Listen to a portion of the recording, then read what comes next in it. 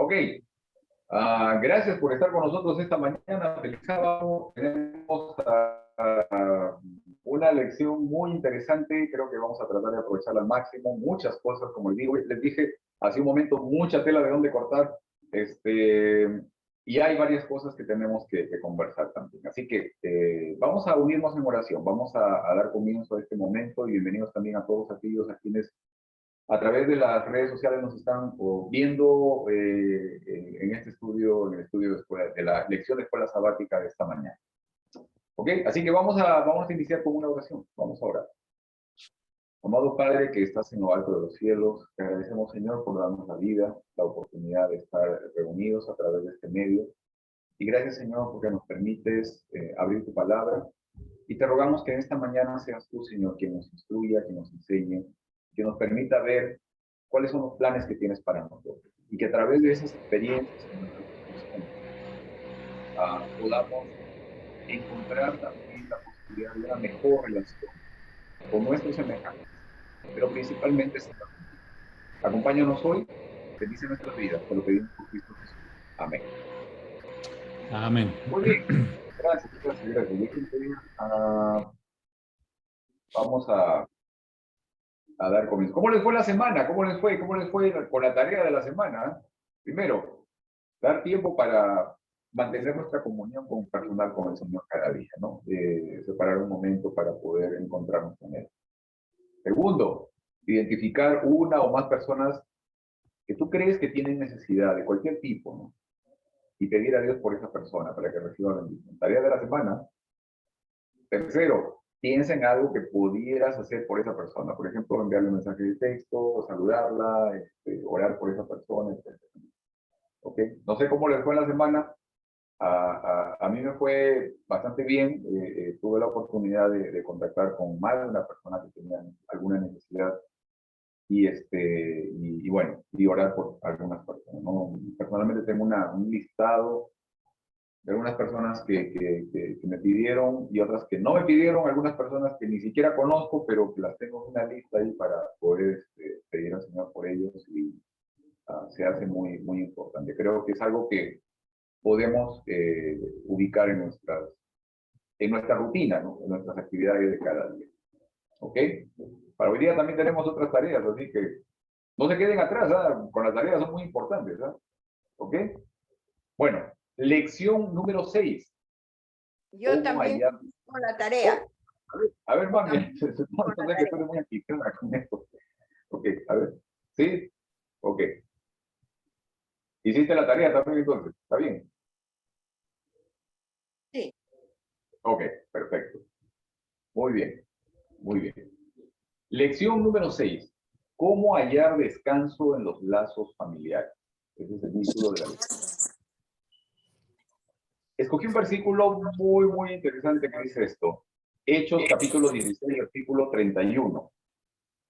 Dice, cree en el Señor Jesús, así tú y tu familia serán salvos. Entre esta lección y la de la próxima semana vamos a tener presente la historia de José y su familia, una historia que conocemos bastante bien. Ahora, teniendo en cuenta que hace poco también estudiamos la historia de David, ¿recuerdan? Hace poquito estudiamos la historia de David y obviamente vimos las terribles acciones que cometió. Pero en torno a eso nos preguntamos hoy, como aquella vez también, hace como un par de semanas, ¿para qué el Señor me dejó esa historia? ¿Qué aprendo?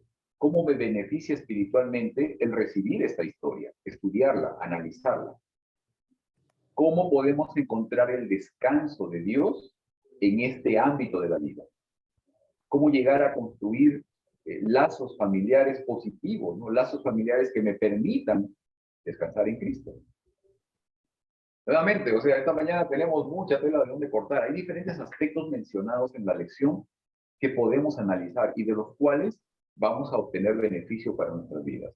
Reconocemos que en la vida tenemos oportunidad de elegir muchas cosas.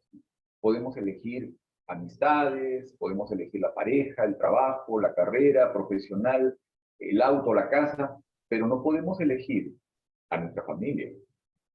En mayor o menor grado, el impacto de la familia en nosotros se va a dar de manera positiva o negativa, y ese impacto va a ejercer un efecto en nosotros, en nuestro carácter, en nuestra autoestima, muchas veces incluso en la manera en cómo nos relacionamos con los demás, pero no son determinantes en la forma como me relaciono con Dios y en la forma de expresión de la confianza que tengo en Él, ¿no? O sea, ¿sí se entiende esto?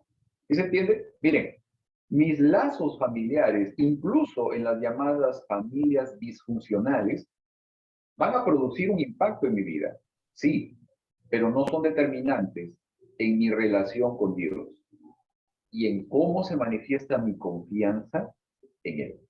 ¿Ok? 3 puntos que vamos a tratar esta mañana. Déjenme aquí hacer un share screen. 3 puntos y incluso un cuarto punto. A ver, ya no estoy seguro dónde estamos. Creo que es aquí. Incluso un cuarto punto donde vamos a ver un bonus. ¿Ok? Y que está aquí. Descanso en Cristo. Tercer trimestre, lección 6. ¿Cómo hallar descanso en los lazos familiares? Muy bien. ¿Cómo hallar descanso en los lazos familiares? 3 puntos y un bonus. Antecedentes de una familia disfuncional. Número 2, autoestima y relación. Número 3, hallando respuesta a las circunstancias. Y luego, el bonus. Antecedentes de una familia disfuncional. Génesis capítulo 37, versículos 3 y 4. Dice esto: Israel amaba a José más que a sus otros hijos, porque lo había tenido en su vejez. Por eso mandó que le confeccionaran una túnica muy elegante. Viendo sus hermanos que su padre amaba más a José que a ellos, comenzaron a odiarlo y ni siquiera estaban. Ok. Vamos a ver aquí. Vamos a ver aquí. En un estudio, déjenme quitar esto aquí un ratito para que mi hermano Plata pueda mirarlos a ustedes también. Adelante, hermano. En un estudio llamado Cunas de Eminencia, se analizaron las experiencias de la infancia de más de 400 personas consideradas eminentes. ¿Ok?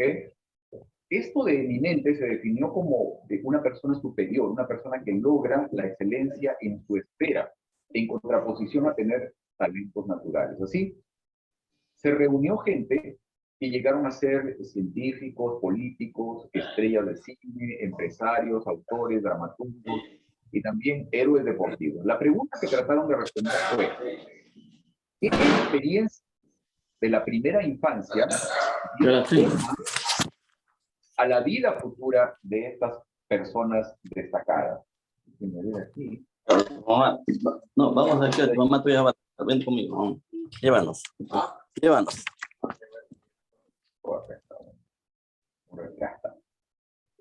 La pregunta era esta: ¿qué experiencias de la primera infancia dieron forma a la vida futura de estas personas destacadas? Lo que descubrieron fue sorprendente. Muchas de estas personas experimentaron traumas infantiles. Algunos tuvieron poca salud, otros se criaron en familias disfuncionales, otros sufrieron heridas importantes en la infancia. También varios de estas personas que alcanzaron la excelencia fueron criadas por familias, digamos, amorosas y comprensivas también. Pero la respuesta que encontraron fue que nuestras decisiones fundamentales y el descubrimiento de nuestro verdadero propósito en la vida son más importantes que el entorno o la genética para determinar la altura que alcanzamos y las contribuciones que hacemos a la sociedad. El versículo que acabamos de leer, o los versículos que leímos, mencionan justamente, digamos, ciertas características de una familia, ¿cómo podríamos decirlo?, disfuncional, ¿no? Pero yo les quería hacer una pregunta, ¿no?, a ustedes, y bueno, invité a algunas personas también que tal vez están un poco más relacionadas con ese tema. ¿Qué consideramos, o qué cosa es, digamos, una familia disfuncional, ¿no? ¿A qué le llamamos o qué entendemos por una familia disfuncional? ¿A qué se refiere este término de familia disfuncional?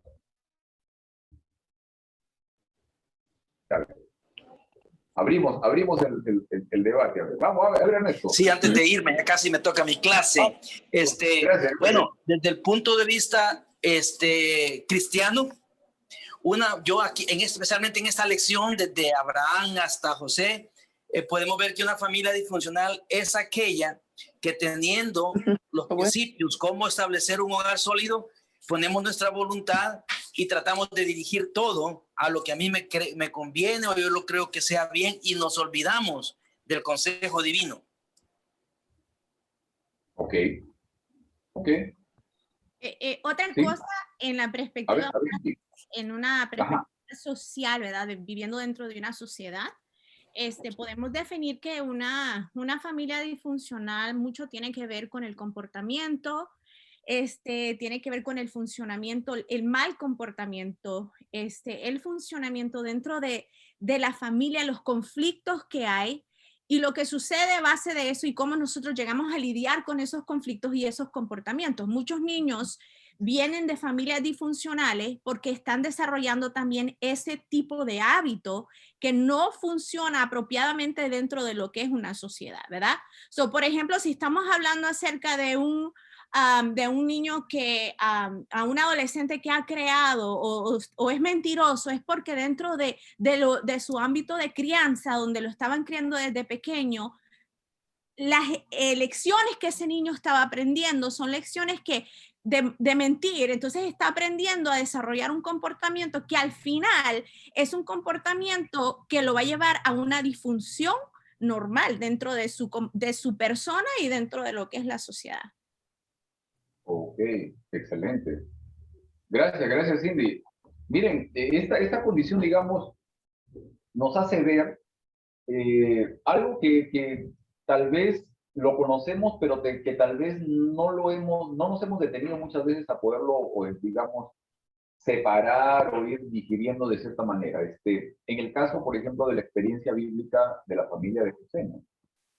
Yo había apuntado aquí algunas cosas previas, por ejemplo, en el caso de la familia de José, ¿no? El papá de Jacob prefería a uno de los hijos, ¿no? A Esaú. La mamá prefería al otro, ¿no? Prefería a Jacob. Jacob huye después de la bendición por la primogenitura y llega a la casa de Labán. Allí le entregan a Lea en lugar de Raquel por 7 años de trabajo, etcétera, ¿no? Ya tenía 2 esposas, tenía Lea y tenía Raquel. Y luego las esposas le dan a las siervas para que tengan más hijos.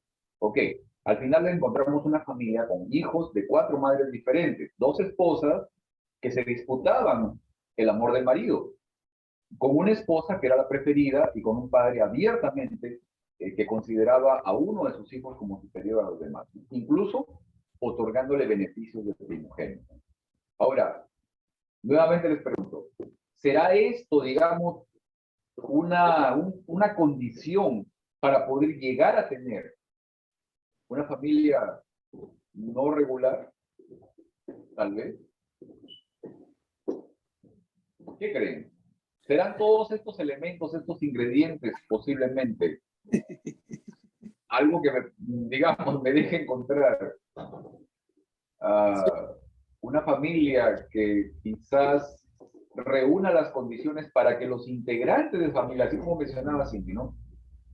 Para que los integrantes de esa familia al final no se adapten completamente a la sociedad, al mundo que los rodea? Hermano, su pregunta es si la familia de José era la receta perfecta para no tener éxito. Sí era. Más o menos, ¿no? Pero no debemos olvidar el área, el tiempo en el que esto pasó era bastante común. Todo esto era muy regular.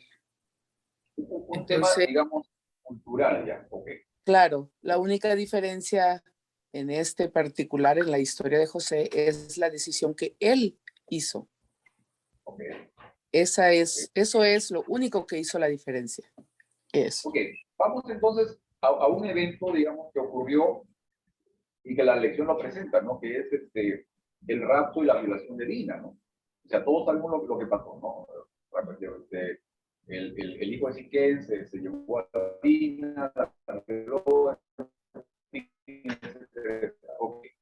Ahora, los hijos planearon algo, ¿no? Planearon una venganza. Y ya sabemos todo lo que ocurrió, ¿no? O sea, destruyeron, mataron a todos los varones del pueblo de Siquén y después saquearon y, en fin, una desgracia, o sea, una reacción tremenda. Ahora, ¿qué factores crees tú que influenciaron en la manera en cómo actuaron los hijos de Jacob, ¿no? ¿Por qué crees tú que esta familia tuvo esa disposición, esa facilidad, esa frialdad para actuar tan violentamente en este caso? Ahora, quizás algo más personal, ¿no? O sea, riesgo de tomar decisiones en medio del enojo, en medio de la cólera. Esa familia, hermano, excepto de José y Benjamín, bueno, Benjamín ya vino después. Si tú miras la historia de ellos, ya tenían muchos rasgos de que no conocían el carácter de Dios. O sea, se les notaba en su comportamiento, cómo se comportaban con José, los hermanos metiendo con las concubinas del papá. O sea, tenían un comportamiento, en mi caso, en mi familia, de mis padres, es muy parecido. O sea, tú te encuentras, miras esa historia y yo miro a mis ancestres.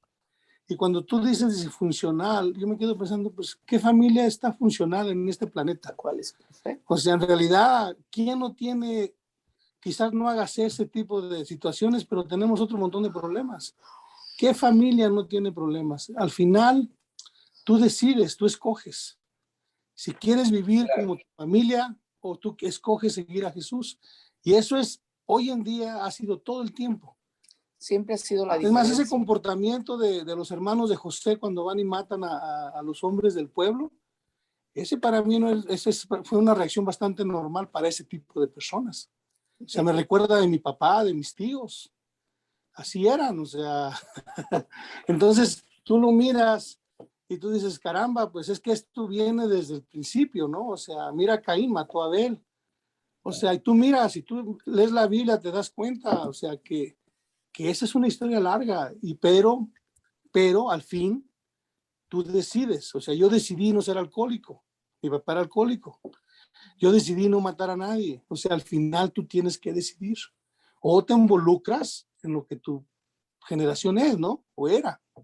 Y dentro de lo que está diciendo el hermano, yo pienso que es algo muy importante, es reconocer, ¿verdad? Reconocer en uno cuando uno tiene que tomar una buena decisión, porque la realidad José vivió dentro, se crió con estos principios y estos hábitos, ¿verdad? Él se crió de esta manera. Lo que dice él es dentro de lo que era la cultura, lo que estaba pasando en ese entonces, pero encima de eso, ellos no solo fue lo que estaba pasando a su alrededor fuera de su casa, sino también lo que estaba pasando adentro de su casa. Y si muchas de esas lecciones o muchas de esas decisiones que los hermanos tomaron no tuvieron que ver o tuvieron que ver más con cómo estaba siendo criado dentro de la casa que fuera, tiene que reconocer que eso estaba mal y tomar la decisión contraria a lo que él estaba acostumbrando. Y a veces para el ser humano, lo más difícil es cambiar hábitos, ¿verdad? Cambiar romper el formas ciclo, de ¿verdad, pensar. Cindy? Romper el ciclo. Romper el ciclo, exactamente, romper el ciclo en el cual nosotros nos hemos acostumbrado. Si nosotros no reconocemos eso, ¿qué vamos a hacer? Si nosotros no estamos conscientes de eso, que estamos mal. Entonces, por eso, cuando uno se acostumbra o se llega a criar no solo en lo que haces, sino en lo que piensas, es difícil que tú lo puedas reconocer que está mal para poder cambiar. Así para es. decir, esta decisión la voy a tomar contraria como la han tomado mis hermanos. Es muy difícil. Yo pienso de que en este hogar que hemos estado estudiando, ¿verdad? En este hogar hubieron muchas cosas donde ellos veían a su alrededor, fuera de su casa, sabían que era mal, pero dentro de su casa era normal. Entonces, viendo todo eso, no puedo decir que ellos no sabían que estaban mal, pero a la misma vez cuando tú estás acostumbrado no te importa, no lo reconoces, no quieres cambiar, porque cuando uno va creciendo, ¿verdad? Yo siento que es más difícil para un adolescente cambiar hábitos que un adulto. ¿Verdad? Porque un adulto dice, así soy y no voy a cambiar. Entonces, es lo primero, hablando de esta familia y reflexionando en nuestra propia familia, es en qué nosotros estamos desarrollando, hemos desarrollado hábitos o ciclo, como dice la hermana, que tenemos que romper para que la siguiente generación que viene de nosotros, nuestros hijos o los hijos de nuestros hijos o los hijos de nuestros, no lleguen a mantener esa mala conducta, mal hábito, mal pensamiento de lo que es la familia, lo que Dios ha establecido, que es una bendición. Hermano, Gracias. hermano, Ahí, ¿puedo realmente. A ver, mami, sí, a ver. Vamos. Vamos, mami, a ver, háblanos. Está bien todo lo que se acaba de decir, pero no podemos olvidar ni dejar de lado que Jacob educó a su hijo a los pies del Señor. Le habló del Señor, le habló de sus principios morales. Y eso es lo que lo hizo reflexionar a José en el momento preciso que podía haber seguido los pasos de sus familiares o de la gente que lo rodeó. Sí hay algo interesante, o sea, en realidad... ¿puedo aportar algo, por favor? Sí, claro. A ver. Sí, buenas tardes. Bueno, acá es tarde. Solamente quería mencionar algo que me hace pensar en un momento, porque estamos hablando del carácter de los hijos de Jacob, ¿no? Y bueno, como vemos, ellos son los descendientes, son las 12 tribus. Entonces, pienso que el Señor tenía un propósito para cada uno, ¿no es cierto? No solamente para José, sino para el resto de sus hermanos. E incluso tenía un propósito para Abraham, un propósito para Ismael, Isaac, y tenía un propósito para cada uno de sus descendientes.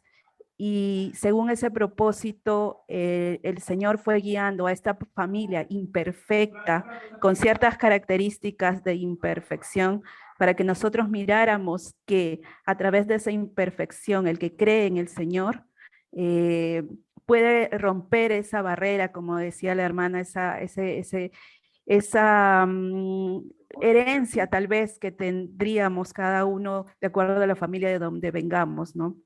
El Señor tiene un propósito para ponernos en cada familia, tal vez para crecer más o para ser un instrumento para esa familia.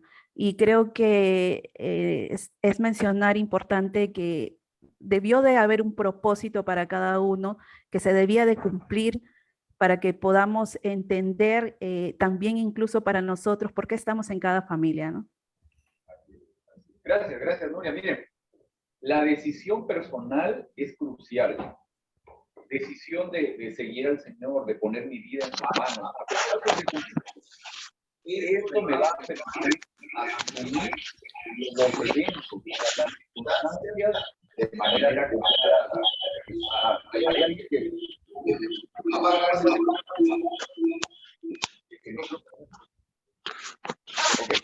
estaba ahí como entró y nos acompañó con un eco más. Miren, cuando mi mamá mencionaba el asunto de que Jacob educó a su hijo, etcétera, en realidad la transmisión de la experiencia que tenía Jacob la hizo a todos sus hijos. O sea, todos sabían la promesa que el Señor le había hecho a Abraham, a Isaac y a Jacob mismo. O sea, todos sus hijos conocían. Pero la decisión personal es crucial. ¿De qué manera conocer a Dios y aceptarlo a Él en tu vida te ha permitido cambiar, digamos, corregir disfunciones, alteraciones en tu propia familia? Hermano, cuyas familias no son de la iglesia, ¿no? ¿Qué pasó, hermano? La hermana Rivas hizo un punto que yo lo viví personalmente. Ajá. Mira, mi papá era bastante parecido a ese tipo de personas que mencionan la palabra de Dios y sus hermanos. A uno de mis tíos, yo con la Biblia católica le dije que el adulterio era pecado y él me miraba a los ojos y no lo podía creer. Él pensaba que eso era normal en un hombre. Cuando tú crees que tu estilo de vida, lo que te han enseñado en tu casa, tus papás, tus abuelos, está bien, tú asumes que está bien. Lo único que te confronta con la verdad es la palabra de Dios. Yo personalmente, cuando empecé la Biblia, que el adulterio era pecado, yo no sabía que era pecado, que mentir era pecado, que robar era pecado. Ahora, mira la historia de Jacob. Jacob no siempre estaba convertido. Jacobo se convirtió después, pero estuvo corriéndole a Dios por mucho tiempo. Entonces, nosotros la Biblia no te dice a qué punto él de veras se convirtió, excepto la parte donde se luchó con Dios. Pero los hijos de Jacob, ¿qué edad tenían para esa edad? Entonces, José nació en su vejez. Cuando José nació, Jacob ya era otro hombre diferente. Quiero que notemos eso. Otra cosa, no me quiero adelantar, a lo mejor lo tienes planeado comentar. Cuando José se encontró con sus hermanos, cuando fueron a pedir comida, ya ellos no eran las mismas personas.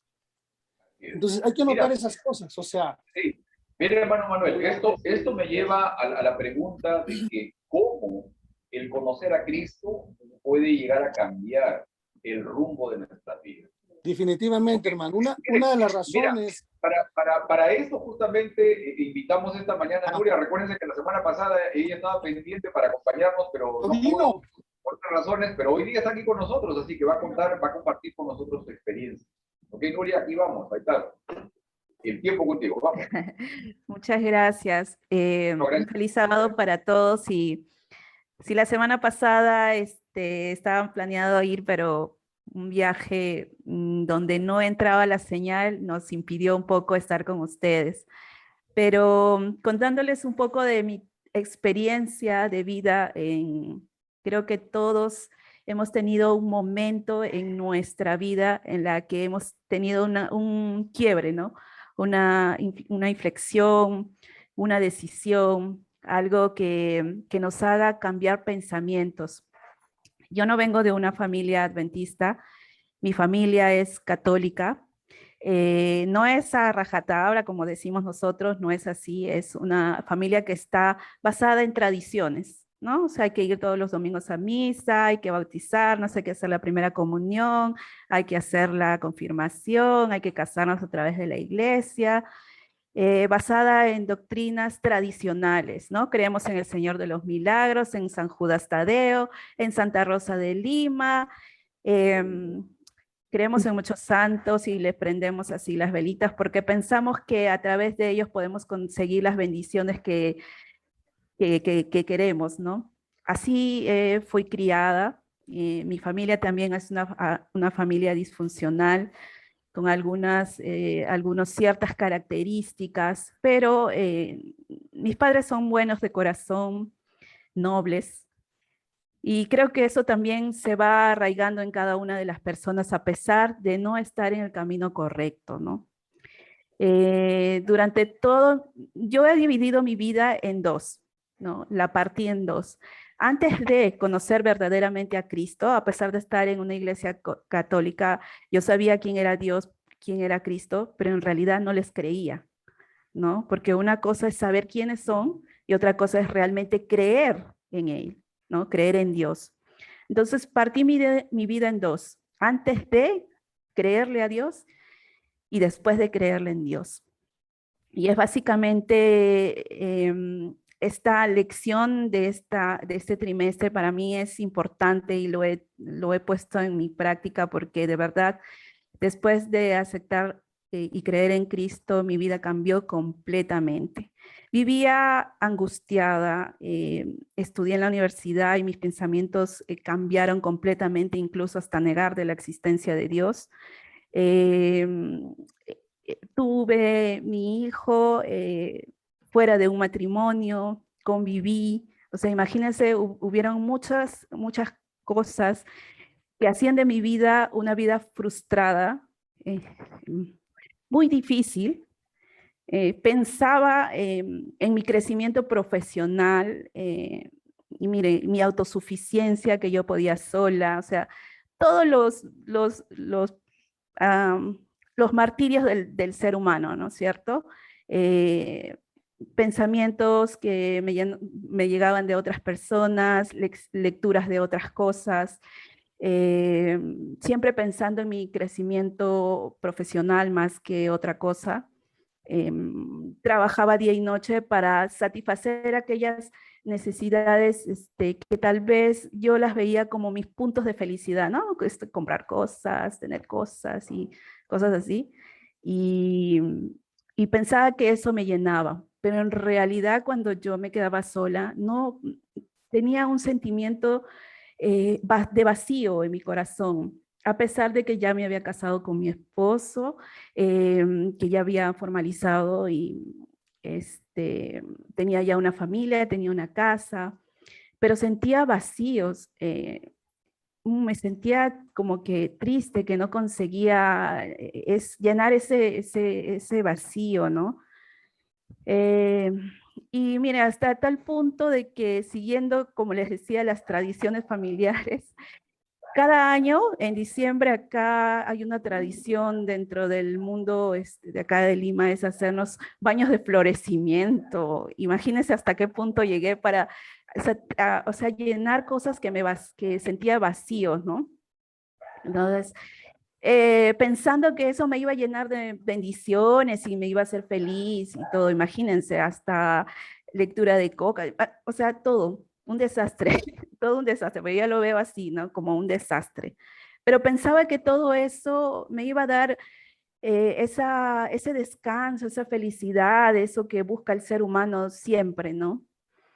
Mi esposo, que seguramente habrán escuchado su historia antes, él conoció la palabra, conoció a Cristo, a Dios desde pequeño porque su madre le enseñó realmente quién era Dios y él regresó a los brazos de Cristo. Y disculpen que me emocione porque ha sido una felicidad enorme pasar de esa vida a una vida nueva. Ya. A través de él y de algunas amistades, empecé a escuchar ese llamado, esa voz en la que el Señor te da la oportunidad de escucharlo. Entonces, nosotros, mi esposo y yo, nunca hemos tenido un corazón malo, a pesar de no estar dentro de la iglesia o de estar en comunión con el Señor. No deseábamos el mal a nadie, tratábamos de vivir lo que pensábamos que era correcto. Y cuando realmente conozco quién era Dios, pues encontré la real felicidad. Porque antes vivía angustiada, todo para mí era angustia, vivía en una preocupación terrible, si me faltaba algo de dinero estaba preocupada, estaba así, y nos peleábamos con mi esposo, no saben ni se imaginan cuánto.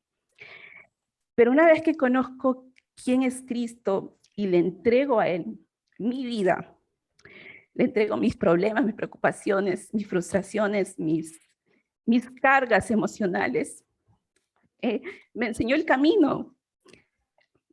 Es algo sorprendente, ¿no? O sea, es algo que yo a veces me pongo a pensar que si todo el mundo afuera supiera que existe una solución en los pies de Cristo, la vida sería totalmente diferente para todos, ¿no? Y una vez que yo le entrego mi corazón, mi vida, todo cambió. No tengo angustias, no tengo frustraciones. Si bien es cierto, sigo pidiéndole al Señor que transforme el carácter y eso yo sigo confiando en Él y ahora creo tan plenamente en Él que le digo al Señor ya, hoy día tengo que decidir esto. Si es tuyo, si viene de ti, déjame que sea así. Y si no es tuyo, aléjame completamente. Si no es tuyo, aléjame. El Señor me lleva de tal manera y veo su voluntad a través de esa decisión que yo tomé en un momento de decir, yo creo en ti y voy a dejar mi vida en ti. Y ahora tengo una plena seguridad de que estando en sus manos, realmente el ser humano puede encontrar esa felicidad que quiere. Y estoy con tantos ánimos de enseñarle al resto del mundo, a mi familia que sigue siendo católica, y le doy testimonio. Incluso mi hermana ya está empezando bueno, mi casa ya empezaron a sacar las imágenes y cosas, y ya no hacen lo que hacíamos antes. Y mi vida está siendo un testimonio para ellos, ¿no? Aún nos cuesta, nos falta, porque mi papá sigue pensando en que Alá es el mismo Dios de todos, y ahí hay un trabajo que yo tengo que hacer. Mi casa ha cambiado completamente. Yo ya no tengo esa angustia de que me falta el dinero, no importa, pero yo sé que el Señor me tiene un plato de comida en la mesa, y con mi esposo nos estamos más unidos que antes no teníamos ni siquiera tiempo para conversar, ahora lo tenemos. Nos ha cambiado, nos ha bendecido, nos ha dado un negocio para poder tener tiempo de estar en este momento con ustedes, porque antes mi vida era trabajar 24/7, así como estudiamos. No tenía tiempo para nada, hasta trabajaba sábados, que era lo que yo no entendía qué era, ¿no? Fui entendiendo, y lo mejor de todo es que empecé a leer la Biblia, y por la gracia de Dios me fue dando entendimiento que yo antes, estando en la iglesia católica y siendo parte de la iglesia católica, no siquiera entendía qué es lo que significaba cada versículo. Me abre el entendimiento de tal manera que ahora yo puedo saber qué planes Dios tenía para mi vida, y sí he sentido que soy parte de su familia. Ahora sí me siento su hija, porque lo reconozco. Y disculpen que me emocione, pero cada vez que recuerdo ese cambio en mi vida, me siento feliz. Y a veces lloro, pero es de felicidad, ¿no? Y quisiera que esa felicidad la tenga mucha gente. Y lo veo incluso en cada cosa que el Señor hace con nosotros, porque nos lleva, y le voy a contar un pequeño testimonio que me ha pasado ahorita, que nos hemos ido de viaje, y con eso ya voy a terminar, porque tengo muchos testimonios en realidad, muchos, y me encantaría contarles, pero este es de lo último que yo he comprobado, que el Señor nos va guiando y nos va llevando a donde Él quiere. Y justo ahora en el viaje que tuvimos con mi familia, que es algo que el Señor nos ha podido proporcionar, y llevarnos aquí en el Perú, la selva central es hermosa, tiene unos paisajes de verde increíble. Y gracias a un hermano de la iglesia que viajó, vimos estas imágenes y decidimos viajar ahí porque teníamos planes de irnos a otro lado. Pero en realidad el plan del Señor era llevarnos hacia una persona que estaba necesitando escuchar esto mismo que yo una vez escuché. Amén. Y era llevarnos hacia una amiga de la universidad de nosotros, que vive justamente en la selva central, que ahorita está sintiendo esa aflicción enorme que yo sentía alguna vez. Y el Señor nos llevó para allá, justamente para darle testimonio de esa transformación que Él ha hecho en nuestra vida. E incluso les cuento que ese día, que era un día que no podía llover, ese día llovió. ¿Tienen? Y yo me acuerdo que salí a la ventana y le dije al Señor, si tú deseas que nos quedemos, cambia el clima para poder quedarnos, porque ya nos pensábamos ir. Y el Señor, de pronto salió un solazo increíble que nos hizo quedarnos todavía en la ciudad donde vive esta persona, y nos permitió encontrarnos con esta persona y poder dar este testimonio. Y yo realmente compruebo y digo, no, el Señor realmente tiene un propósito para sus hijos y nos va llevando en el tiempo adecuado a tomar las decisiones adecuadas, pero bajo su voluntad. Y creo firmemente, y desde el momento en que yo decidí creer en Él, dejo que Él maneje y me lleve por las riendas según su voluntad. Espero que les haya servido un poco. Disculpen si me emocioné un poco, y les agradezco por este minuto de habernos escuchado, y sí se puede encontrar descanso en la familia, aunque sea disfuncional, solamente estando de la mano de Cristo. Gracias. Gracias, Nuria. Gracias por tu tiempo, gracias por la oportunidad también de darnos a nosotros de compartir tus experiencias, o sea, tan personales. Y nuevamente, muchas gracias. Yo creo que todos somos enriquecidos por la experiencia que tú compartes con nosotros. Si tienen alguna pregunta, este es el momento, también los que están aquí. Tengo más de una, si me permites, hermano Pedro. Vamos, a ver, okay. Empieza la batería. ¿Por qué no les creía a los católicos cuando usted era católica? Usted comentó eso.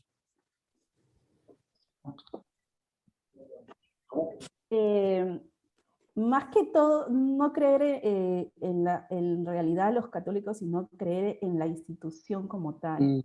Porque uno va viendo, ¿no es cierto? Va con la mente cerrada en esos momentos, uno va mirando cómo actúan la institución como tal, y no encuentra esa motivación que encuentras en otro lado, como para seguir el camino a Cristo y no mirar a nadie más, ¿entiendes? No mirar a la institución, no mirar a Dios y a Cristo, que es lo que Él quiere. Él no quiere que miremos a paredes, ni miremos a congregaciones como tal creadas por el ser humano, sino quiere que lo sigamos a Él. Y eso, por ejemplo, yo no lo entendía en ese momento.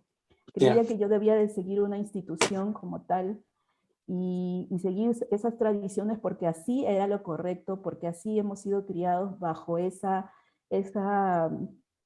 preponderancia, ¿no? Bajo esas reglas. Todos los que vivimos en el mundo católico hemos sido creados bajo ese pensamiento, seguir una institución más que seguir a Dios o seguir a Cristo, ¿no? ¿Cuánto de su pasado, de las tradiciones católicas, influencia todavía en sus decisiones ahora religiosas? La pregunta que le hago es porque muchas veces el evangelio, yo creo personalmente que debe de romper con todas las tradiciones, con todo lo que es cultural. Debe de ser nomás el evangelio céntrico, ¿verdad? De nuestras vidas.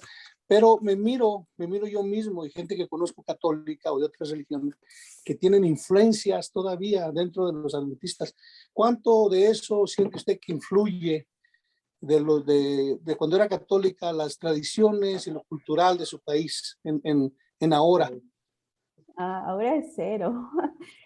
No hay, o sea, lo que yo hacía antes no lo he vuelto a hacer desde que empecé a cambiar mi vida, ¿no? A entender que yo no debo de usar nada más que mi oración destinada a Dios y a Cristo, porque Él es el único que puede bendecirme. En mi casa ya no hay ídolos, yo no voy a hacer chamanería ni nada, ni absolutamente nada. Para eso me he arrepentido de corazón y le he pedido perdón al Señor, porque es algo que de repente no lo tenía como conocimiento tal, ¿no? Sí. Y lo he aprendido después a través de la lectura de la palabra, a través de la Biblia, que Él me ha dado ese entendimiento para comprender que lo que yo estaba haciendo antes no era, y eso me ha ayudado también a que mi familia deje de hacer eso, de ya no ir a la tradición del Señor de los Milagros, ni de ir a rezarle los 28 de septiembre a San Judas Tadeo y esas cosas. A mí me impresiona. A mirar a estos santos como seres humanos, como tales, con defectos y todo. Me impresiona que una universitaria, ¿no? Con un montón de conocimiento y no cuestionan ese tipo de cosas, ¿no? Todo lo que los católicos practican. A mí me impresiona eso, yo siempre lo cuestionaba, ¿no? Se me hacía raro. Pero, lo cuestioné cuando ingresé a la universidad. Ahí una de las cuestiones que a mí no sé si a usted le pasaba, yo decía que la Virgen de Guadalupe era morenita y luego cada quien tenía su propia Virgen. Yo decía, pues, me impresionaba. Una pregunta que le quiero hacer antes de que, es la última ya. algo pasó en usted en un momento de su vida que conoció a Jesús. ¿Dónde pasó? En realidad el Señor se me ha presentado un montón de veces. Si les contara que he salido incluso de la muerte gracias a Él. Hubo un momento duro en mi vida cuando yo tenía un muy buen puesto de trabajo, pero sí me alejaba de mi familia. Ya no, como le decía a mi esposo, creo que nos veíamos en la mañana para saludarnos, en la noche para dormir y nada más. Igual era con mis hijos. Estaba realmente alejada. Y un día, sentada esto fue antes de que mi esposo encontrara a un amigo que lo llevara a los pies de Cristo, ¿no? Que lo retornara, mejor dicho. Estaba sentado un día en un restaurante sola, completamente sola. Wow. Sentí un vacío en mi corazón porque habían sucedido algunos eventos dentro de mi trabajo en los que había tenido que ver, pero yo tenía personal a cargo bastante. Y veía a veces que los mismos chicos que a veces dejaban de comer por darle al trabajo, ¿no? Y sentía una pequeña fidelidad hacia algo. Yo decía, pero ¿por qué dejar de comer por algo? Me sentía una tristeza en el corazón. Que yo decía, no puedo seguir en un trabajo donde exploten a las personas, me tienen alejada de mi familia, que es lo único valioso que tengo. Sentí una pegada dura, y en ese momento, o sea, después lo único que dije, Dios mío, no sé, ¿qué hago? ¿No? ¿Qué estoy haciendo? ¿Qué estoy haciendo con mi vida? Estoy perdiendo a mi esposo porque discutíamos demasiado. Estoy perdiendo a mis hijos porque no los veo. ¿Qué está pasando? Pues te decía, hay momentos en los que el Señor te pone inflexión y te dice, oye, sí, hay algo que tienes que hacer, ¿no? Y el Señor nos permitió un viaje familiar después de este encuentro fuerte que tuve conmigo misma, y me di cuenta que había algo valioso que Él me había dado, que era mi familia, y que no importaba lo tan profesional que pueda ser, lo que llegara a alcanzar, admiración por personas, no, eso no importaba. Entonces, había algo que Él me había dado de regalo y que lo estaba perdiendo. Y entonces, decidí un cambio. Renuncié a mi trabajo, ¿no? Ahí al poco tiempo, a los meses, que tal vez mi esposo se encontró con este amigo que lo hizo, que le dijo, ya es tiempo.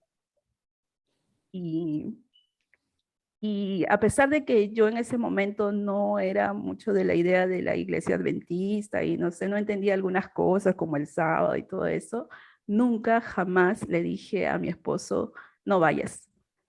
Incluso llevó a mi hijita pequeña y para mí estaba bien, sentía que debía apoyarlo y nunca le dije no. Él comenzó ahí, comenzaron a llegar a la casa y creo que fue el tiempo adecuado en el que el Señor nos hizo el llamado a los dos, tanto a él como a mí. Y la decisión más fuerte de entregarme por completo al Señor, porque ahí ya empezaba yo a querer estar más cerca del Señor, a comprender lo que Él quería en mi vida. Fue un momento también en el que mi esposo estuvo a punto de morirse. Él no les ha contado, pero a él le operaron de una peritonitis. Y yo estuve sola nuevamente afuera de la sala de operaciones, conversando sin saber que estaba conversando con Dios, pidiéndole que le diera esa oportunidad, no a mí, sino a mi esposo, de esa oportunidad, porque él había decidido regresar a sus pies. Y le estaba pidiendo a él que le diera esa oportunidad de regresar a sus pies. Y que si él quería, yo regresaba con él. Disculpa. es un momento bastante fuerte. Y esa decisión y esa oración, tal vez que yo ya la supe después que era una oración conversada,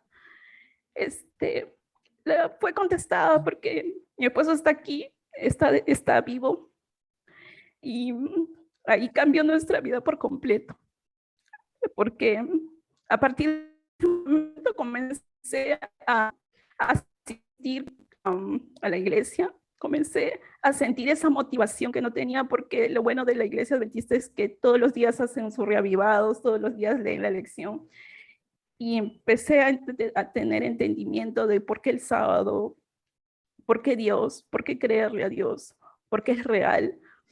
Y ahí cambió. Y el día del que terminó la operación salió el doctor y me dijo, sí, fue muy claro, y me dijo, su esposo está ahorita aquí, es por un milagro, porque ya estaba un minuto más y ya hubiera fallecido, ¿no? Ese milagro es del Señor, fue su respuesta, y fue su llamado, y fue su oportunidad que nos dio a ambos, a mí, a él y a mi familia. Y es ahí donde mi vida cambió por completo. Y le di las gracias en ese momento de haberme dado cuenta que me había dado un regalo hermoso, que es mi familia, que a pesar de todo es mi familia, y es la bendición que Él me ha dado, y que me estaba dando esta oportunidad de hacer un cambio completo, ¿no? Y se lo agradezco, pero no se imaginan eternamente, porque soy feliz. Y estoy feliz por él. Gracias, Nuria, gracias por compartir con nosotros de estas experiencias realmente, como les digo, que nos alimentan. Disculpen nuevamente por la lloriqueadera. Todo esto, claro, hay situaciones que nos tocan, obviamente están marcadas en nosotros, pero que tienen propósito, ¿sabes? Y eso es algo que vamos a tener que ver también esta mañana. Vamos a avanzar rápido porque los minutos no nos permiten extendernos demasiado. Autoestima y relación. Romanos capítulo 12, versículo 3. Dice esto: por la gracia se me ha dado, les digo a todos ustedes, nadie tenga un concepto de sí más alto que el que debe tener, sino más bien piense de sí mismo con moderación, según la medida de fe que Dios le haya dado. Autoestima. ¿Qué será la autoestima? ¿No? ¿Qué factores influyen en la autoestima? Fíjense, esta condición es muy importante para todos ustedes también. O sea, el hecho de cómo es que la autoestima va a impactar en la forma, incluso en cómo me relaciono con los demás. Ahora, hay personas que tienen muy alta autoestima, hay otras personas que tienen muy baja autoestima. Encontrar un balance.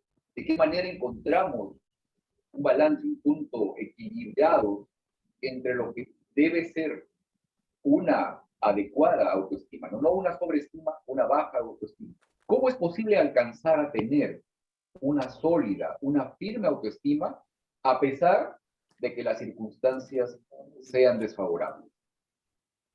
Miren, debemos recordar esto, ¿no? Las circunstancias en nuestras vidas pueden cambiar diametralmente en un instante. Todo se puede ir. Lo material se puede perder. La salud física también. Incluso las personas cercanas a nosotros, ¿no? Déjenme preguntarles esto. ¿Qué riesgos conlleva el formar nuestra autoestima fundamentalmente en base a la opinión que los demás tengan de mí? ¿Por qué crees tú que es un riesgo formar una autoestima basado en lo que otros piensen de mí, en la opinión que los demás tengan de mí? Es que eso va a cambiar. O sea, Ajá, a ver, nosotros basamos nuestra estima en la opinión de otras personas. Eso va a fluir. Nosotros no tenemos ese control. Hoy estamos bien porque nos hicieron sentir bien y mañana nos dicen algo y nos sentimos mal y nuestra estima baja. Entonces, es muy importante que primero cuidemos nuestra estima, pero saber en dónde estamos agarrando, ¿cómo te diré? De dónde nosotros estamos agarrando o en qué estamos poniendo nuestra estima. ¿Qué está... lo sé en inglés y no en español. ¿Qué está fomentando? ¿Qué está desarrollando nuestra autoestima? Porque nuestra autoestima fluye en altas y en bajas dependiendo cómo nosotros nos sentimos. Entonces, si nosotros dependemos de lo que las otras personas piensan, y aún así de nuestros propios pensamientos, un día estamos bien, otros días estamos mal. Entonces, nosotros tenemos que saber cuál es la fuente, a dónde nosotros nos vamos a basar para nosotros decir que en esos momentos donde no nos sentimos bien, todavía mantenemos un equilibrio donde nuestra estima no va a fallar ni muy bajo ni muy alto, ¿verdad? Si nosotros ponemos nuestra estima en lo que nosotros logramos, también no está muy bien, ¿verdad? Porque si nosotros ponemos nuestra estima en lo que hemos logrado, en las cosas que hemos hecho y en un día de la mañana no lo tenemos, entonces nuestra identidad, cómo nosotros nos sentimos está basado en nuestros propios medios, en lo que logramos, en lo que nos dicen, y en eso nosotros fallamos y eso va a destruir quienes nosotros somos. Claro, claro. Ahora, fíjense esto, ¿por qué? A ver, mami, vamos, antes de que le diga acá. Yo pienso que para tener una autoestima equilibrada, como podríamos decir, de objetivos verdaderos, tendríamos que tener en cuenta los pilares de la autoestima: la identidad, la pertenencia y la ¿cómo se llama esta palabra? El propósito que tenemos cada cristiano, cada ser humano. Si nosotros nos damos cuenta, ¿quién soy? Hijo del Rey de Reyes. ¿A quién le pertenezco? A Él, al que me creó, ¿no? ¿Y cuál es mi propósito? Reflejar en mi vida la vida de Cristo, porque Él me dio de su aliento para ser semejante a Él. Entonces, yo creo que por mucho que haya altos y bajos y que uno tenga momentos de sentirse bien y otros momentos mal, esto no va a cambiar. Nuestra autoestima en sí no cambia.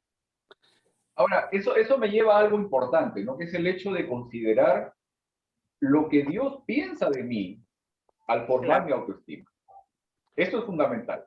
O sea, lo que Dios piensa de mí, porque eso me va a permitir que al margen de las circunstancias que pueda estar viviendo, mi autoestima se mantenga. Eso es muy importante. Muy bien. Miren, vamos a esta parte. Hallando respuestas a las circunstancias. ¿Ok? Génesis capítulo 45, versículos 7 y 8.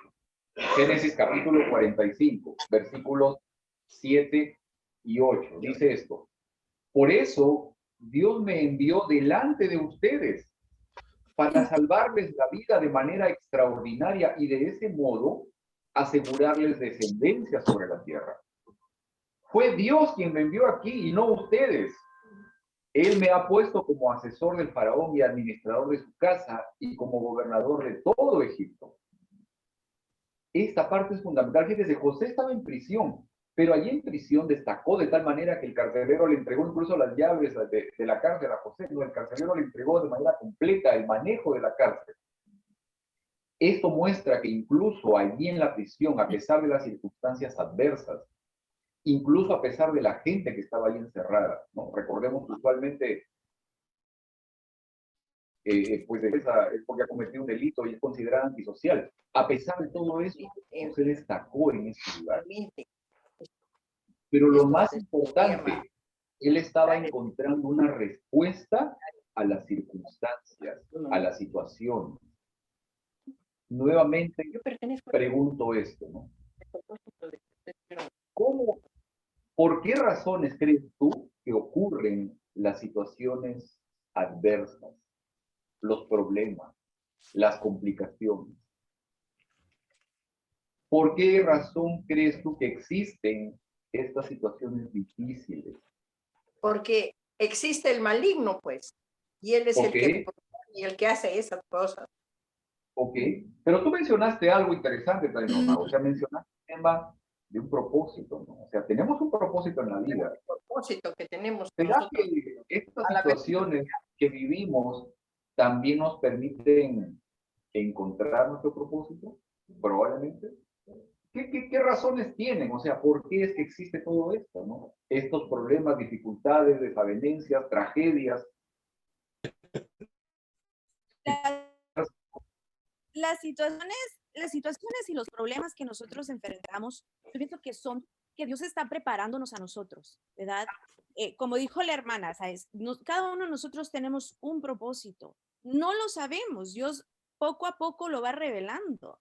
Entonces, mientras nosotros vamos desarrollándonos, vamos estudiando más de Él, conociendo más su carácter, y nos estamos enfrentando a situaciones difíciles, Él nos está preparando a nosotros para el terreno que nosotros vamos a enfrentar o vamos a estar trabajando. Entonces, los problemas van a venir. Eso es, como dicen, lo último que se acaba en esta vida. Los problemas, las dificultades, las situaciones, las adversidades, los conflictos, todo eso son cosas que ya vienen con nosotros, pero Dios las utiliza para prepararnos a nosotros, para lo que es el propósito que Él tiene para nosotros. Y es también para, no solo para nosotros, sino también para poder avanzar su reino, ¿verdad? Porque más que todo es eso, ¿verdad? Avanzar el reino que Él ha dejado para que las demás personas conozcan. Se reconoce que nosotros, a base de cómo nos hemos sido criados, con lo que nosotros tenemos, nuestra forma de pensar, nuestros comportamientos, todo eso, de una forma u otra, Dios está moldeándonos con los problemas, las adversidades para poder combatir lo que nosotros tenemos que hacer cuando estamos cumpliendo el propósito que Él tiene para nosotros. Segunda de Corintios, capítulo 4, versículos 16 al 18. Dice esto: por eso no nos desanimamos, pues aunque por fuera nos vamos deteriorando, por dentro nos vamos renovando día a día. Lo que sufrimos en esta vida es cosa ligera, que pronto pasa, pero nos trae como resultado una gloria eterna mucho más grande y abundante. Porque no nos fijamos en lo que se ve, sino en lo que no se ve, ya que las cosas que se ven son pasajeras, pero las que no se ven son eternas. Ahí tiene Devlin, tiene la mano levantada. A ver, Devlin. Y gracias por estar con nosotros también. Hola, feliz sábado. Sí, quería añadir algo de la lección de esta semana y que me impactó y me impresionó mucho. Fue el factor de la vida que tuvo José desde un principio. Él, número uno, cuando nació no pudo tener la oportunidad de tener ese contacto con su madre. Entonces fue criado por su papá, ¿verdad? Y el ambiente en donde él estaba rodeado. Pero la diferencia para que él pudiera vencer adversidades más adelante y para que Dios pudiera obrar en él, para que luego él salvara a su familia y quizás a muchas otras personas, fue el hecho de la educación que tuvo en su casa. El hogar quizás que él estuvo fue un lugar quizás muy disfuncional por el hecho de que pues la guerra que había entre sus hermanos, que él era como que el más preferido de su papá, todos esos factores influenciaron para que hubiese un ambiente no adecuado. Pero por encima de todo, José fue una persona que supo apreciar a Dios desde pequeño. Tuvo esa experiencia, se acostumbró a vivir así y eso lo ayudó en el proceso de su vida hasta el momento en que tuvo, ¿verdad?, que salir de la situación que tuvo, que fue vendido en todo ese tiempo y por encima de las dificultades, basado en la educación que él tuvo, él pudo vencer las adversidades y Dios pudo utilizarlo para algo grande. Entonces eso me llamó la atención porque no todos tenemos la oportunidad de vivir en un ambiente donde nuestros padres nos educan, ¿verdad? Al temor de Dios, a seguir sus mandamientos. No todos tenemos esa experiencia. Entonces, lo cual es lamentable. Pero en el camino, no importa lo que pase, en el camino Dios también nos puede educar, porque hay una parte en la Biblia que dice, aunque tu madre y tu padre te dejaren, con todo yo te recogeré. Entonces, no importa que no lo tuvimos, aún tenemos la oportunidad. Y lo lindo de todo que yo veo aquí es, no importa cómo tú naciste o en qué, si tuviste dinero, si no tuviste dinero, aún Dios puede hacer grandes cosas contigo y hay esperanza en tu vida para cambiar, para hacer algo grande, para bendecir a otros. Y pues eso es lo que quería decir, que de verdad me impactó mucho la lección de esta semana por eso. Y miren, tenemos una semana más todavía de poder seguir estudiando la historia de José. Miren, algo que no quiero dejar pasar por alto. Gracias, Debbie, nuevamente. Miren, los versículos que acabo de leer, 2 de Corintios, capítulo 4, versículos del 16 al 18. Pablo nos hace ver al menos 2 razones por las cuales pasamos situaciones difíciles en la vida. La primera es para que nos fijemos, para enfocarnos, para ligarnos, para tener necesidad de aferrarnos a Dios. La segunda es para prepararnos, para fortalecernos, para renovarnos en una preparación que trae como resultado una gloria eterna mucho más grande y abundante. Pedro, yo quería decir, porque algo que que se me hace muy interesante, que lo mencionan mucho, ¿verdad? A través de la historia de José.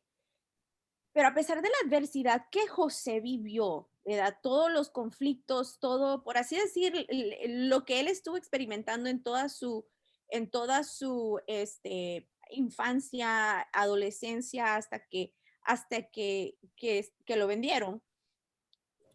Lo interesante es cuál ha de haber sido también las áreas donde Dios trabajó en el corazón y en el carácter de José. ¿Cuál ha de haber sido esas situaciones? Porque es muy importante que nosotros podemos ver el panorama en decir, José vivió en un ambiente tóxico. José vivió en una familia disfuncional. Pero José también aprendió ciertas cosas de esa familia. Aún dentro de la gracia de Dios, obviamente vemos el panorama al final, leyendo su historia, cómo Dios lo bendijo y cómo él pudo salir adelante y sacar un pueblo adelante. Con eso dicho, de la misma manera yo me pongo a reflexionar en mí, que en mi vida yo necesito que trabaje posiblemente a través de adversidades, a través de dificultades y situaciones que yo vivo, para yo también cambiar mi carácter, cambiar mi forma de pensar, para que yo tenga un pensamiento donde yo pueda no solo pensar en Dios, pero también la sensibilidad de poder escuchar a Dios como José también lo pudo escuchar. Y yo pienso que también para mí ese es algo que me ha puesto a reflexionar en cuanto a José y la vida de José. Excelente. A ver, hermana Nájera, que está aquí. Venga. Ya.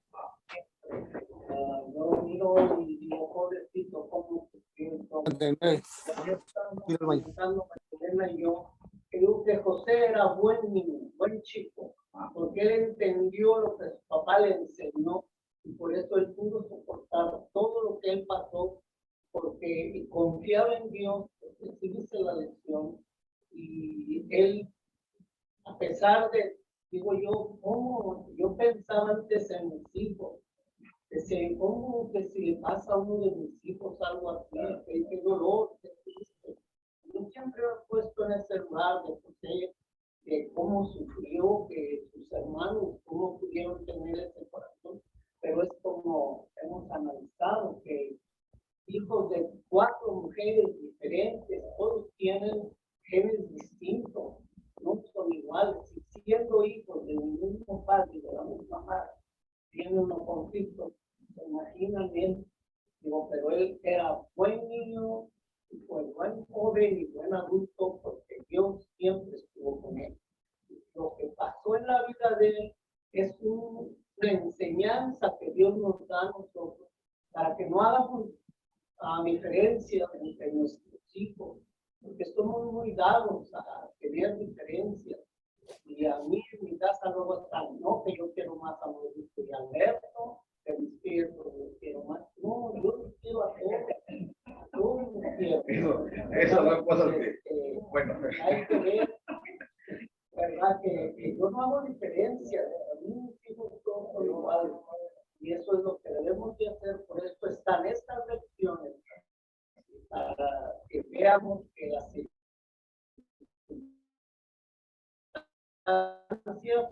las toma uno, las decisiones, uno toma sus propias decisiones. Si nos va mal en la vida, es que nosotros lo hicimos mal, pero nosotros, por eso están, para darnos una... Esa es la parte donde ya estábamos en el asunto de qué aprendimos, cuál fue la parte más importante que quedó con nosotros esta semana, ¿ok? Yo tenía algo adicional, compartir una frase y el bono también, porque viene el tiempo ya se nos fue ya. Una frase dice: la excelencia nunca es un accidente, siempre es el resultado de una elevada intención, un esfuerzo sincero y una ejecución inteligente. Representa la sabia elección de muchas alternativas. La decisión, no el azar, determina tu destino. Esto fue dicho por Aristóteles hace mucho tiempo. El bono. Debemos recordar que José es un tipo de Jesús. Estas cosas no las menciona la lección, ¿ok? Pero están allí. Por ejemplo, José era un tipo de Jesús. José era el hijo amado de su padre. Jesús también es el hijo amado de Dios. José fue rechazado por su propia familia. Jesús también vino a los suyos y los suyos no lo conocieron. José fue vendido por sus hermanos por 20 piezas de plata. Y esta fue una idea. ¿De quién fue la idea de venderlo? ¿Recuerdan? ¿A cuál de los hermanos se le ocurrió venderlo y no matarlo? Rubén quiso salvarlo. Judá fue el que propuso venderlo. Miren, y es interesante esto, ¿eh? Jesús fue vendido, estamos hablando de José, pero ahora, Jesús fue vendido por 30 piezas de plata. ¿Y quién fue el que lo vendió? Judas, el nombre de Judas es la versión griega del nombre Judá.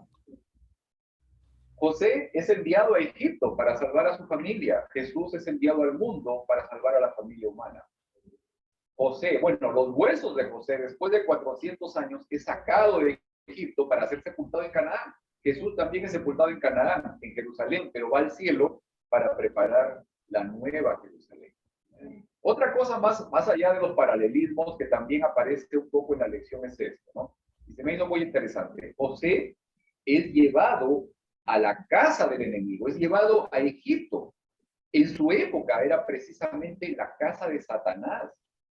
¿Sí? Pensemos en esto, ¿no? Egipto era el centro del politeísmo, de la manifestación del enemigo, y allí, en ese lugar, José cumple los propósitos de Dios. 400 años más tarde, Israel sale de la casa de Satanás como un pueblo enorme y toma la tierra prometida. Que no nos sorprenda que del Egipto espiritual que hoy conocemos como Babilonia saldrá la mayor parte del pueblo que al final llegue a la Canaán celestial. Luego de la experiencia de la masacre, luego de la experiencia de la masacre del pueblo de Siquén, debido a la venganza por Dina, la hija de Jacob, Dios le ordenó a Jacob que todos los de su casa y la gente que se les había unido se despojen de sus ídolos. Ustedes lo pueden encontrar en el capítulo 35 de Génesis. Dios le dice a Jacob: despójense de todos sus ídolos. Miren, los hijos de Jacob habían masacrado al pueblo de Siquén. Ellos tenían miedo de que los otros pueblos cananeos vayan a perseguirlos y les vayan a hacer daño como una represalia. Y Dios les dice a Jacob, les dice: hagan a un lado todos los ídolos que ustedes tienen entre ustedes, incluso la gente que se les había sumado. ¿Ok? Pero en este momento, o sea, dentro de los ídolos incluso que ellos hacen a un lado y que al final los protegen porque ningún pueblo los persigue ni nada de eso, también se quitan sus aretes. Muchos usaban aretes también en esa época. Otro punto, José sabía de que el adulterio era pecado. Y no solo eso, también reconocía que era una falta contra el prójimo y contra Dios. Interesante, ¿no? Génesis capítulo 39, versículo 9 dice, en esta casa no hay nadie más importante que yo, dice José. Mi patrón no me ha negado nada excepto meterme con usted, que es su esposa. ¿Cómo podría yo cometer tal maldad contra el marido y pecar así contra Dios? Es interesante, sobre todo para aquellos quienes afirman que el sábado fue dado para los judíos en el Sinaí, porque en ese momento aún no se habían entregado los 10 mandamientos de Moisés. Faltaban más de 400 años para eso, ¿no? ¿Cómo es que José sabía esto si no habían escrito todavía los 10 mandamientos? Así es. Muy bien. Tarea para esta semana, dar tiempo para la comunión personal. Nuevamente, el estudio, la oración, el estudio diario es muy importante. Pedirle a Dios que en mi relación con mis semejantes me ayude a tomar decisiones apoyadas en los principios bíblicos. Y número 3, en medio de las circunstancias que estoy viviendo, no enfocarnos en preguntarle a Dios por qué estoy padeciendo esta situación. Más bien preguntarle a Dios, ¿para qué estoy viviendo esta situación? Y bueno, quiero hacerte recordar que este repaso de la lección es una oportunidad para aprender a conocer más a Jesucristo y a su Padre que lo envió a este mundo. También para aquellos que nos ven a través de la transmisión, si aún no están participando de alguna clase de escuela sabática, no dudes en poder enviarnos un mensaje, contactarnos para poder información y justamente te vamos a dirigir para que seas parte de una de nuestras clases. Podemos invitar a nuestros amigos, familiares a participar en este estudio y sintámonos libres de poder compartir nuestras opiniones y experiencias y preguntas. También quiero recordarles a todos ustedes y los miembros de esta clase que luego les pasaré el like para que ustedes puedan ver el repaso de hoy en mi canal de YouTube y no olviden suscribirse, hacerle like, compartirlo con sus amigos y familiares. Vamos a prender nuestras cámaras para poder despedirnos en este momento y esperamos de que todo este tiempo haya sido un tiempo de bendición. Muchas gracias a cada uno de los que están aquí presentes. Cindy, muchas gracias por tu presencia, ha sido muy valiosa. Gracias, Nuria, por compartir con nosotros tu experiencia, tu testimonio. Espero que nos sigan acompañando tú y Darío también. David, muchas gracias también por estar con nosotros. Gracias. Gracias a todos por este pequeño espacio. Oh, muchas gracias. Gracias a ustedes. Sí, la hermana Rivas, Adi también y Charlie, un abrazo también. Gracias, Miguel, por acompañarnos. Estercita, nuevamente, gracias por estar con nosotros. Hermano Jorge, un abrazo. Luisito y Janet también, gracias por acompañarnos. Yo sé que tienen muchas tareas ahí pendientes. Mami, papi, también muchas gracias por acompañarnos. Debly, también por estar con nosotros. Un bendecido sábado y a todos los que están acá presentes. Sí, está acá Memo, está el hermano Plata, María Elena, aquí estaba Checo también, Sergio estaba acompañándonos, el hermano Nájera también, y la hermana Nájera también que nos está acompañando aquí esta mañana. Muchas gracias nuevamente por estar con nosotros. Janet, ahí te veo. Muchas gracias por estar acompañándonos esta mañana y espero que tengan un bendecido sábado.